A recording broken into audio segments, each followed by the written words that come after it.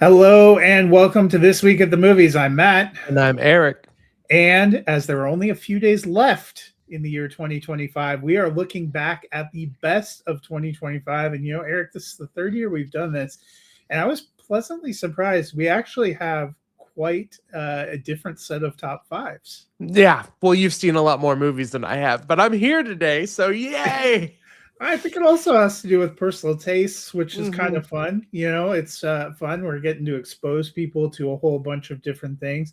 Before we jump into our top five, though, we're going to start with a couple of honorable mentions, films we liked that just didn't quite make it into the top five. So, Eric, I'll let you go first. What is your first Here, honorable mention? here's the thing about my honorable mentions is they did make the top five. I'm just too cowardly to just stack them all and just put them up. I You don't want to I have 17 things tied for five? Absolutely. I want to. I have some weird picks that I know are divisive and not a lot of people would put in like their top of the year. But some of the ones that I know first I'm going to mention is Knives Out Wake Up Dead Man. Wake Up Dead Man is an amazing ensemble cast showing off, doing their best. Rian Johnson rocking it as a director, continuing to prove that this is the series that he needs to be making. Um, Josh Brolin has a silly wig, at least it looks like, and but like everything about like the style and craft and writing of the movie, like I liked it better than Glass Onion. I still think I like Knives Out a little bit better. If it wasn't for the fact that I'm nervous about like recency bias, I might have put this one higher. I feel like I'm kind of like, oh, I'm excited and I just saw this, so I want to like rate it really highly, but I don't know if I rewatch some other movies from earlier this year, would I still feel like this is as high? But the lead actor, the guy from Challengers, um Josh O'Connor. Josh O'Connor's absolutely phenomenal. The sincerity with which he brings like faith and passion to like his role as a priest, and the way that they've taken that angle, uh the way that they played with passion for like the church and things like that. I feel like it's rare to see something like that. I don't know. It was a great, well laid out mystery. It was everything I wanted it to be. So Wake Up Dead Man is an honorable mention. Guillermo del Toro's Frankenstein, on just the flavor of Guillermo del Toro's style alone, I like it was everything. Like the practical sets. Like I want to. This is absurd, but I want to lick all of the sets. I want like the stone and like all of the things. Like it was so tangible and beautiful. And Jacob Elordi is increasingly impressing me like phenomenally. Ever since he was Elvis and Priscilla, anytime I see him in something, like he gets my interest more and more. Oscar Isaac is of course like amazing as a milk drinking psychopath, and uh Mia Goth in her dual role, which I guess they did to be like a little Freudian or like I don't know, like or what is it, Oedipus, that whole thing. But I think I had some. It was interesting seeing her play a character that's not distinctively odd, like she is in like A Cure for Wellness and X and Pearl and like all these things where she's like an eccentric or odd character, like Infinity Pool and like all this stuff that she's been in, Suspiria. She really just constantly plays characters that are like off kilter, and then so here her trying to play like the straight like source of life and wonder and whatnot. I'm not 100% sure that worked, but for the most part, uh beautiful. Like what they chose to omit from the story and what they chose to keep and what they chose to make that mean for the creature versus Frankenstein, the layout of the story from Frankenstein's tale to the monster's tale, how monstrous they actually make Victor Frankenstein. Everything about this movie worked for me. And so it's extremely up there for me. And then my other final mention, which is it's so close that it probably should be my number 5, but it's not, is The Phoenician Scheme. Michael Cera absolutely steals the show. We talked about this movie on here before. Benicio del Toro is phenomenal. Every performance is phenomenal. I really enjoyed the pacing of this movie, the structure of the story around like they're having to like what they're trying to get and how they're trying to get there.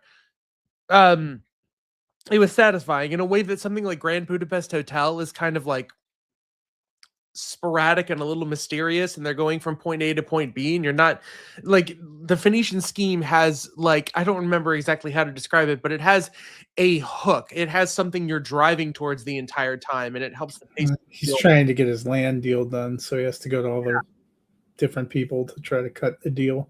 Yes, they're moving forward at like on like a set of train tracks, and there are sometimes literally on a set of train tracks. Yes, and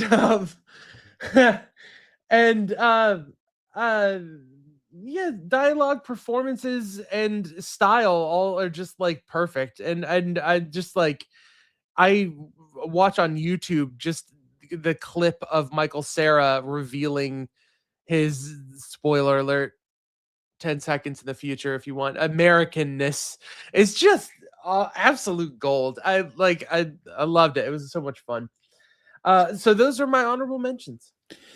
Yeah, and as I launch into my honorable mentions, I thought that I would also honorably mention that if you hear any crying in the background, I'm not abusing any animals or small children, but we spent the last 7 days at sea, and we were gone for 8 nights, and our new kitty who we adopted missed us greatly and will not leave my side, and also has been vocally expressing his pleasure, I guess, at our return for almost 24 hours. It has really been something. Yeah. But my honorable mention, the first one I'm going to do is The Testament of Ann Lee. This one actually a biopic of Ann Lee, who helped found the Shaker movement. Just a phenomenal lead performance from Amanda Seyfried. This one comes from the writing team of Brady Corbet and Mona Fastvold, who did The Brutalist last year. That was not a movie that spoke to me. This one, Mona Fastvold was the director. And I just loved the way it was put together, the period craft, the performances. Amanda Seyfried's incredible, but this is also a musical, which I did not realize when I was starting to watch it, and it is a great musical. It has some incredible musical numbers. I was actually disappointed that its original song did not land on the Academy shortlist. I thought the music was great. I thought she was great in it, and what she's doing, it was great in it as well. My second honorable mention is the Netflix film Train Dreams. This one came from director Clint Bentley, who, along with his partner Greg Queter, worked on Sing Sing last year. He also previously, they worked on the film Jockey. This one, based on a short story from Dennis Johnson, brought to life in a really rich way. One of the most gorgeously shot films of the year. Very emotional, a lot of depth. It is not an easy story, but it was just very beautiful and very captivating. So a couple of my honorable mentions. A little bit later, I think on the first of the year on the site, I will have a longer form piece about my films of the year, where I will do a full top 10 plus 10 honorable mentions. So something to look forward to. But we are going to jump into our top 5 of the year, and I will lead out with my number 5. And it's a film that was near and dear to Eric's heart as well, and that is Wake Up Dead Man, a Knives Out mystery.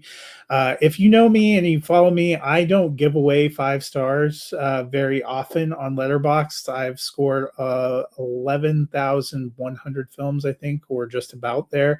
I've given 5 stars, I think, 42 times. One of them is Knives Out, which is one of my favorite films of all time. I've enjoyed both of the follow-ups. I like this one a little bit better than The Glass Onion. If you had been watching his long-form TV series, Poker Face, Poker Face frequently started where you had sometimes 10, 15, 20 minutes of an hour long show following the guest star of the week as they set up their world and their mystery before you had Natasha Lyonne's main character detective pop up and then start helping solve the crime. This very much reminded me of that style because you spend a lot of time with Josh O'Connor where he's telling this story, and you later learn he's telling it to Benoit Blanc. And you get plenty of Daniel Craig here, and he's still fun as Benoit Blanc. I liked the exploration of faith in this. I liked the cast. I liked the way it was all put together. I had it a little bit lower when it first popped up, but it's just a film that I've continued to think about. And if I'm being honest about personal preference for me, it just ends up, I did some shuffling yesterday when I was thinking about my final order. And so Wake Up Dead Man popped up at number 5 for me. So Eric, what is your number 5?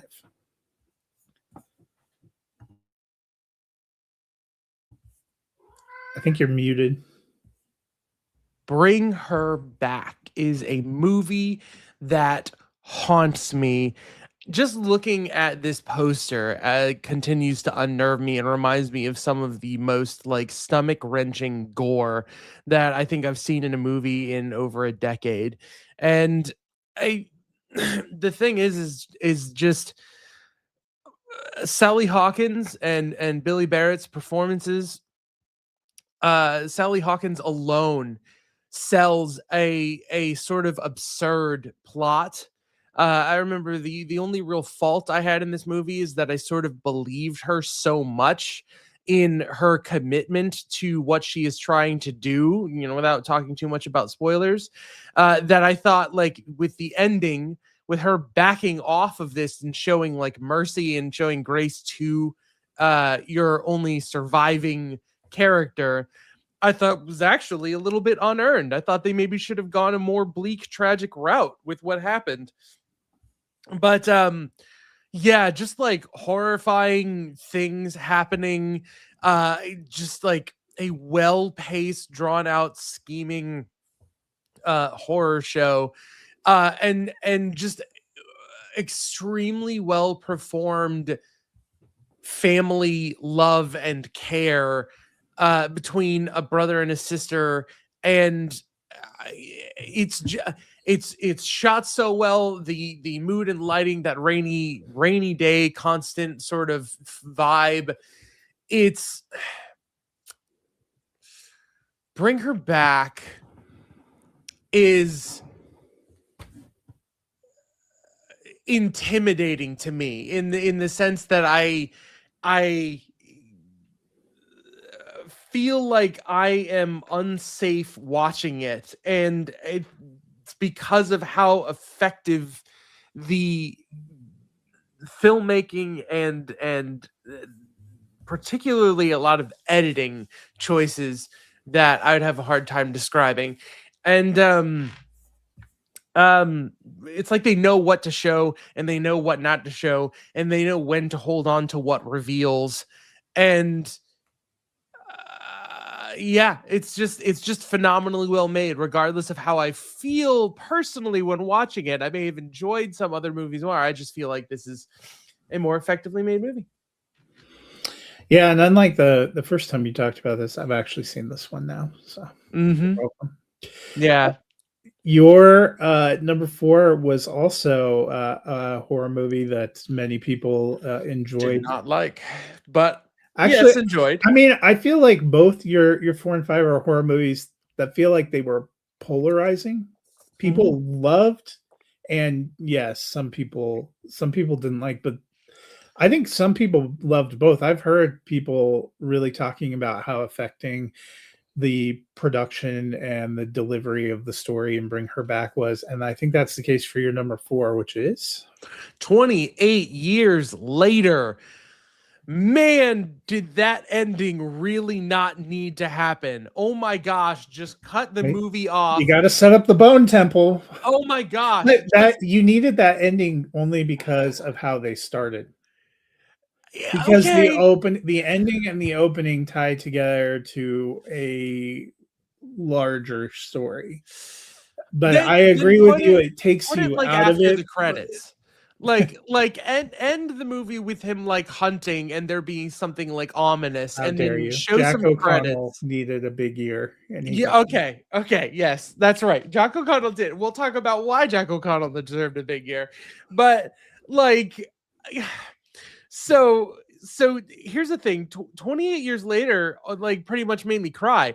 And the way that this movie is directed is so free in the way that Danny Boyle constantly is. I mean,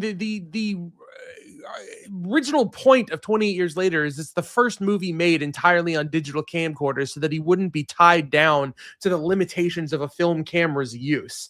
And again, we have this thing where we're shooting with like 15 iPhones on a rig so that they can get these interesting like shot, like fast motion rotating, like time stopping like moments.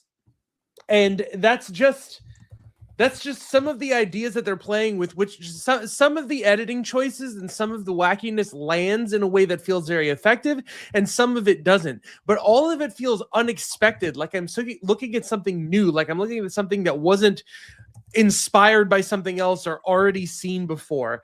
And the story here with Aaron Taylor Johnson and the layers of him going out with his son, the son going out with the mom, the Ralph Fiennes character playing this eccentric person who has to believably live out in the wild and do what he needs to do.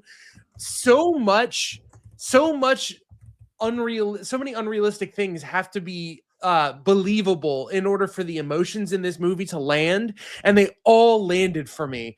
And like, could I do without, the constantly swinging hog from Giant Zombie Man?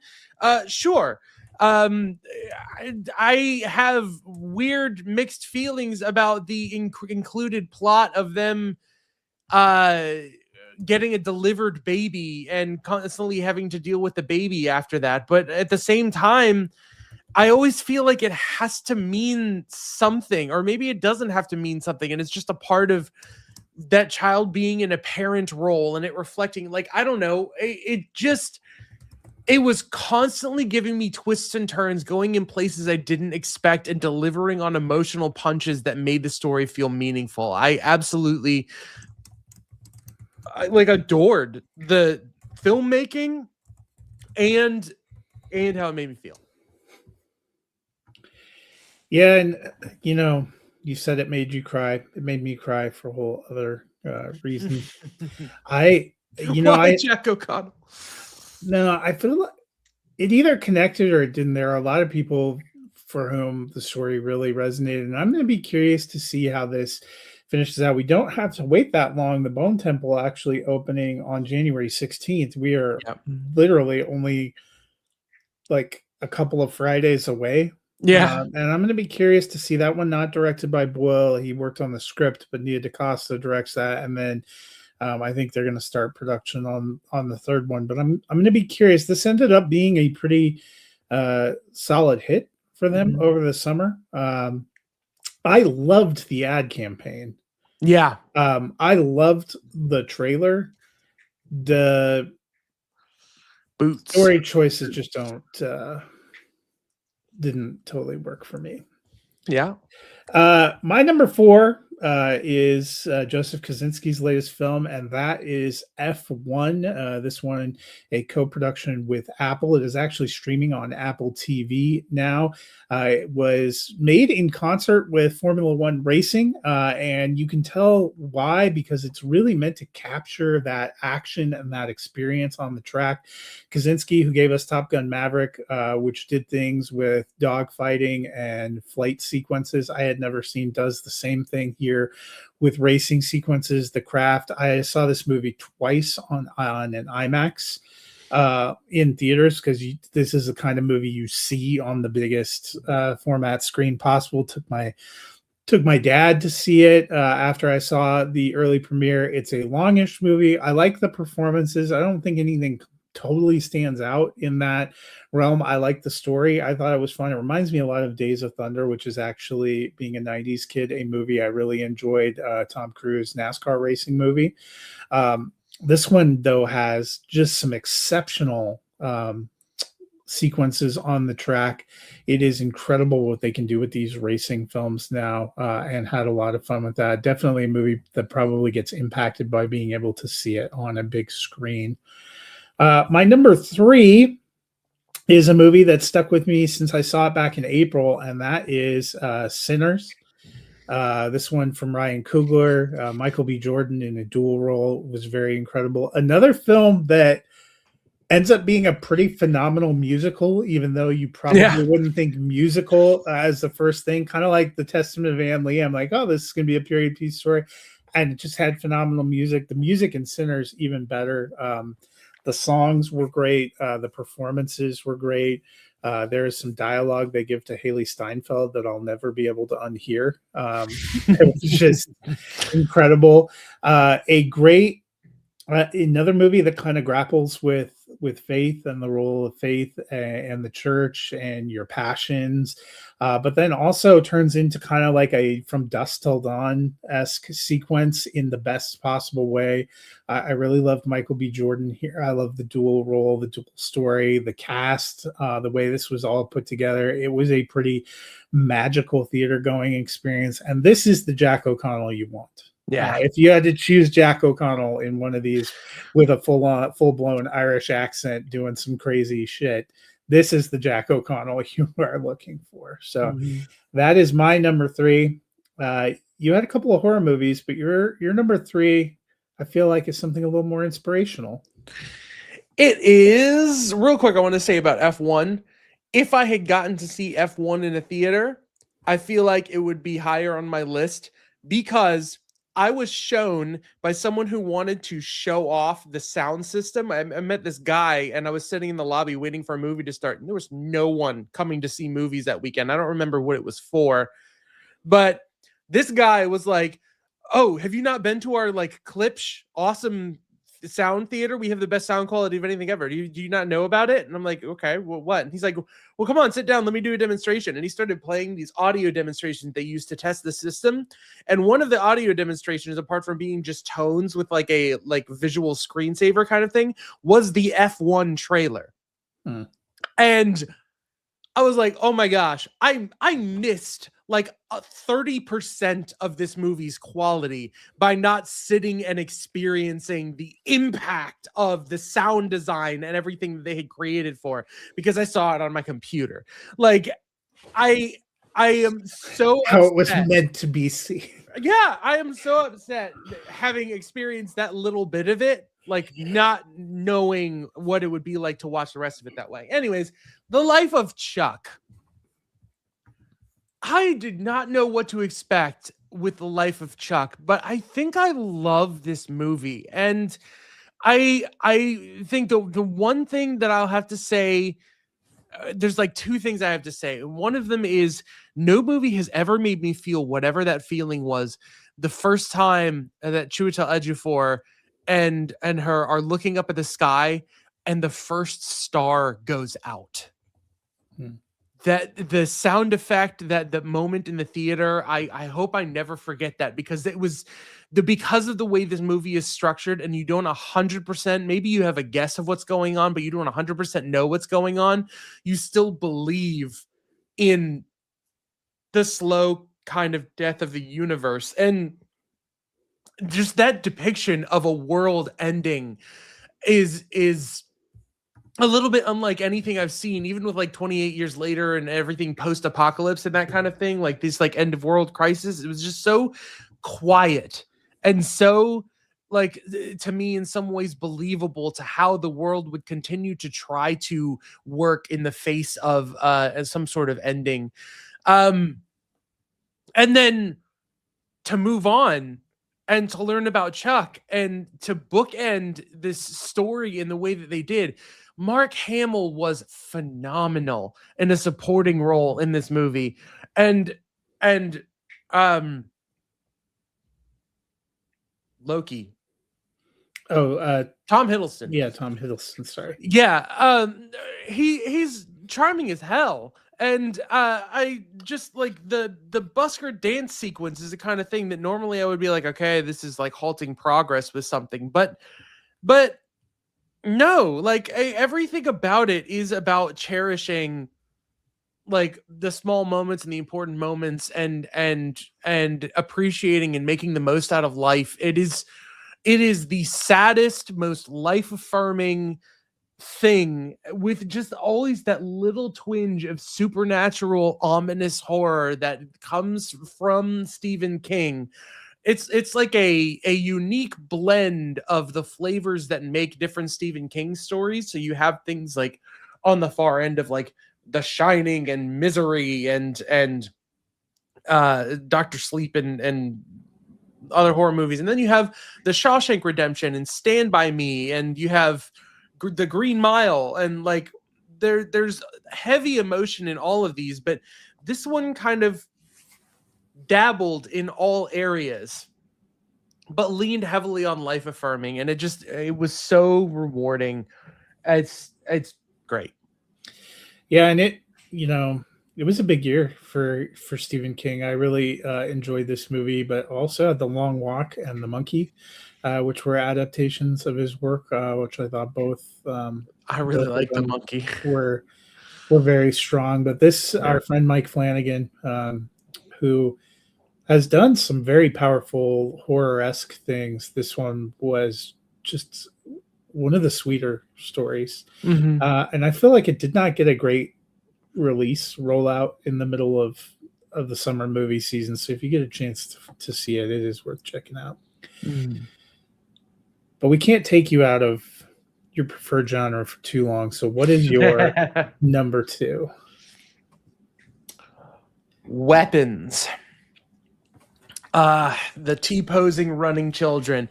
What like I've talked a lot about like structure and editing and filmmaking, but oh my gosh, I don't know sometimes how someone just has a design of shots in their head and trusts that those shots in sequence are going to deliver on a story that is paced as well as this movie is paced.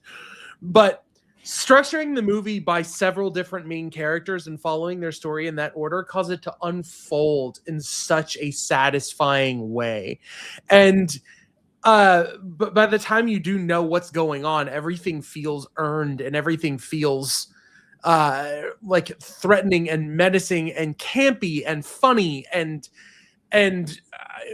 Josh Brolin again is really having like a super winning year between this and Wake Up Dead Man and having his bit in The Running Man.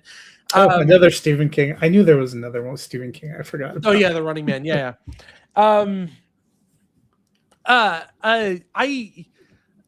Julie Garner is better than anything I've seen her in. But honestly, I don't think I've seen her in much beyond The Wolfman and Fantastic Four, and I've seen her in like a couple of things. I don't know, but The Wolfman probably not the best example of her work. Yeah. I think she's most regarded for her work on the small screen in that Jason Bateman TV series that Ozark that I didn't watch. Yeah, I haven't seen it. But yeah, fantastic. So learning that this movie was made and like written out of the grief of Trevor Moore's death, like Zach Cregger is such an interesting director to me. I rewatched Barbarian. I think I have some issues with. I think everyone has some issues with Barbarian, even if by and large they were entertained by it. But this is another movie. I love that they keep being able to sell Zach Cregger's movies without telling you what the threat of the movie actually is, so that you can be surprised and be intimidated. Like one of the most throat-gripping, tense sequences of any movie I've seen this year is when Julia Garner is sleeping in a car and a character comes like hobbling out of a house slowly towards her. Oh my gosh. I was squirming in my seat. It was one of the most effective theatrical experiences, and it's still extremely effective at home on the small screen. Child actor performances. Alex, that kid, oh my gosh. Again, he has to sell the fear of the actual threat of the movie, and he delivers. Everyone is at their A game. The direction is phenomenal. The pacing of the movie, the editing, the choice of how to lay out that story is phenomenal. I don't remember the name of the drug addict character. I don't remember the name of the character. Let me look. I think for me, one of the things that so weapons. Austin Abrams, James. Yeah. Yeah. Oh, you're talking about the name of the actor. I thought you meant the characters. No, yeah, but it's James. That's the Okay. Yeah. Go ahead. I was, this. I didn't mention it in honorable mentions because I knew you had it down here, but this one remained in my top 10. I think the difference for me between this and Barbarian is this one is more rewatchable. I think the thing that hits you like a ton of bricks with Barbarian is the unexpected twist, but once you've experienced that once, I'm not saying it's still not good, but it's never going to be like that first time. And while this one has some mystery and some twists, I think the way it's built and the way you're watching it from different viewpoints makes it a little bit more rewatchable. Mm-hmm. Yep, Alden Ehrenreich, Benedict Wong. Even there's a little cameo from Sarah Paxton, who's Zach Kreger's wife, and Justin Long. Like the entire cast is just stacked talent, and Weapons is just phenomenal. So my number 2, there are a few times, throughout the year, usually when I watch a trailer and I just know a movie's going to be for me. And that was certainly the case for my number 2, which is Sentimental Value. From the moment I saw the trailer, I was fairly confident it would end up being one of my favorites of the year, and it didn't disappoint. This one comes from Joachim Trier. It is the official entry from Norway. I think it's got a great chance of being the best international feature at the Oscars. It is partly in English. It focuses on a film director played by Stellan Skarsgård, who is kind of an absentee father who, after the death of his ex-wife, tries to re-engage with his 2 adult children, played by Renata Rensby and Inga Ibsarter Lilius.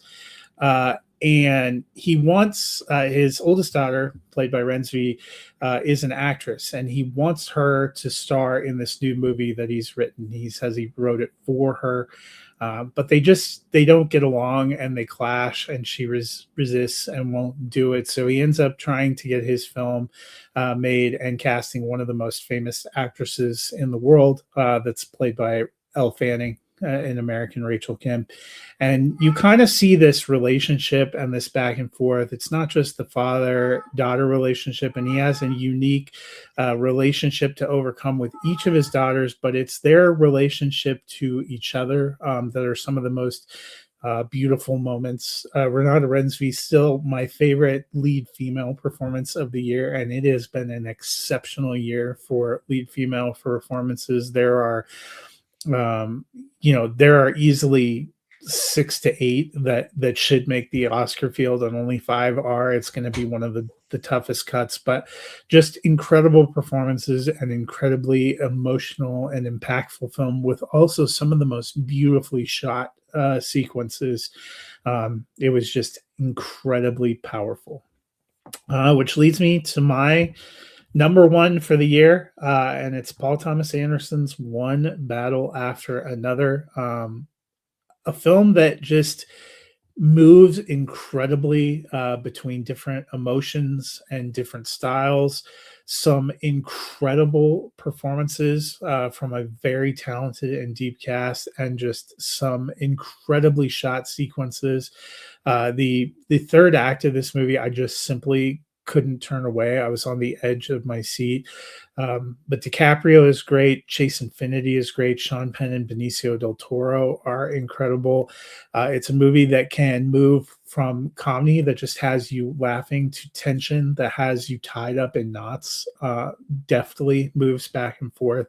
It was unlike anything I saw this year, and I think it is going to be a big celebration for Anderson, who has made some incredible films in his career, and I expect it to be a big player at the Oscars. But it is well worth it. It was an exceptional movie going experience. So, Eric, what is atop your list? Sinners. Oh my gosh, man, the sequence alone, and I'm so excited. The 4K retains the aspect ratio of IMAX, so even though I can't see it on the screen where it is the size it would, I still get to see what the entire picture looked like in the sequence of all sequences of the year, where music transcends time, and in this one take shot, we explore the echoes of the way that music gives freedom. And it's like Miles Catton is an incredibly, I don't know if they're fortunate to find like that talent, him as a singer and as a performer. Michael B. Jordan pulling off Smoke and Stack, everything that goes into the direction of that, every little detail of moving the camera while there's both of them on screen at the same time, and just like how believably is this two separate characters. I building the world building of the juke joint in the set, the long one take shots to ingrain you into the tangibility and the reality of the world, the rules, the vampiric rules that they have, the little bit of just like mythology that they lend here and there that talks about the vampires and the way they lived before religion was forced upon them, and how that affected them, and how they're affected by silver, and like all of this. I don't think there's the only issue that I have with the movie is that there's not a little more of it. And where I want there to be a little more of it is I wanted a little more of the characters trying to be clever when they are boxed into the juke joint and the vampires are outside. I wanted them to be a little more clever about how they let some of them in rather than just blowing the doors open and letting them all in and attack at once. Because I also think the math doesn't add up between how many people die and how many people are left alive in there in the thing. But I don't know. I'm going to find out because I'm going to be rewatching the movie again soon, because I just absolutely adore every frame of the movie. Like you said, kind of a blend of different tones, like a little bit of From Dusk Till Dawn, a little bit of The Thing, a lot of bit of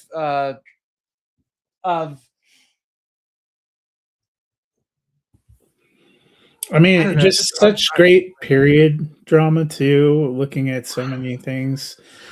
And everybody is like giving their performances so hard. They're all like Wunmi Mosaku and Delroy Lindo. I would consider them for awards nominations like that.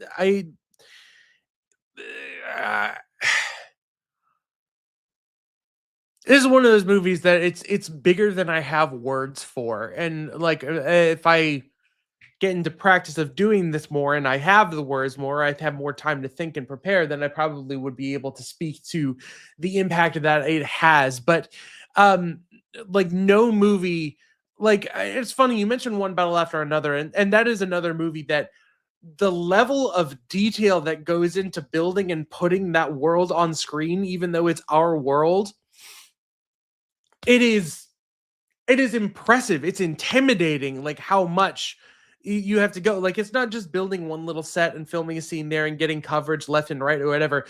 It's intentional, personally crafted. Every piece of that grocery store was hand built and weathered and in period stained and built, and every piece of produce put in every cart is every kind of picked, and everything is it's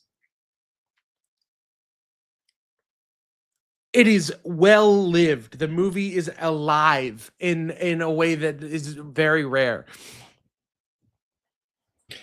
Yeah, just a great achievement, and I'm hoping it still has legs. You know, it was the most talked about movie for probably 8 or 9 months, because Mhm. One Battle After Another came out at the very end of September, and it felt like this year really was slow played. You know, you could have gone all the way probably till the end of September, and people, what's the best movie? You would almost found universal consensus for Sinners. Some people had seen some of these other big things at festivals and stuff, but by and large, and we had such a glut of films. It felt like 7 or 8 things coming out every weekend from October until the end of the year, and I worry that people have gotten so overwhelmed by everything that's come out that they're forgetting. Because I'm with you, Munumi Masako is still in my top 5 for best supporting actress. She should Mhm. still be there. Miles Caton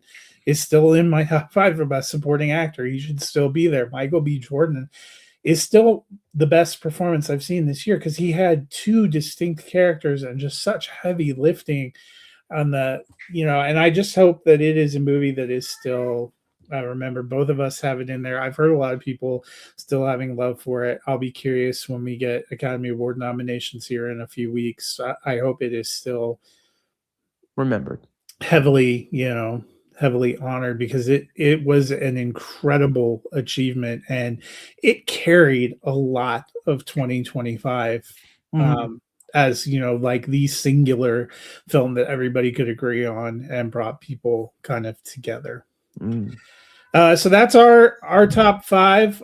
Before we get out of here, 2025 had some highs, had some lows. I obviously just gave a few thoughts, but Eric, how are you going to remember this movie year? I'm going to remember it as me starting off watching movies pretty heavily and moving into prioritizing other things, and then still having some really enjoyable trips to a theater.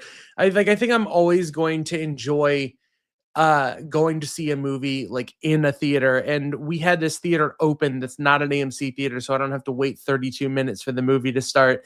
And um I cherish that experience every time I have it. And it's kind of been a bummer not doing it as much, but at the same time, there's been other things in my life that have been very fulfilling that I need to go do. I'm going to remember this as the year that like Sinners and Weapons came out, and I am going to remember the day I saw The Running Man is the day I figured out this whole other thing for this D&D game that I run or whatever. But